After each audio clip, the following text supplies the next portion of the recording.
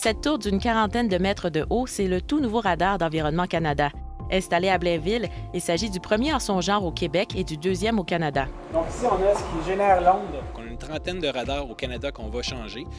Une nouvelle classe de radars, dans le fond, qui sont beaucoup plus puissants. Ils utilisent une nouvelle sorte de fréquence, une longueur d'onde, le double, dans le fond, 10 cm maintenant au lieu de 5 cm, donc une nouvelle sorte de bande passante. Et cette bande-là, donc, est plus efficace à travers les orages, donc elle est moins atténuée lorsqu'elle traverse la précipitation. La portée de ce type de radar est augmentée à 300 km, ce qui veut dire qu'à partir de Blainville, même la tornade survenue à Gatineau en septembre dernier aurait été captée. Il y a quand même un radar qui est beaucoup plus proche d'Ottawa, donc on a celui de Franktown en Ontario qui était beaucoup plus proche, donc on le voyait très bien de là-bas, mais on a vu sur nos images à partir de Blainville qu'on le voyait très bien.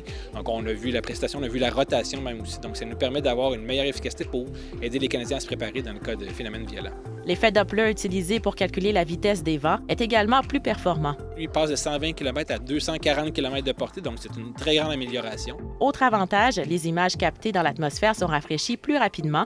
Le délai d'attente passe de 10 à 6 minutes. Il est également possible de détecter avec plus de précision le changement du type de précipitation. On peut savoir exactement où se passe la transition pluie-neige. Est-ce qu'il tombe de la pluie? Et nos stations nous disent maintenant que c'est en dessous de zéro, donc on aura de la pluie verglaçante. Donc on est capable de vraiment avoir une meilleure idée de ce qui tombe au courant d'une tempête. Avec une structure enfoncée à 30 mètres sous terre, les nouveaux radars peuvent résister à plusieurs intempéries. On peut soutenir des vents d'environ 250-280 km avec une force comme ça. Donc, on parle de tornades catégorie F3. 7 radars seront remplacés chaque année au Canada jusqu'à la fin du projet prévu en 2023.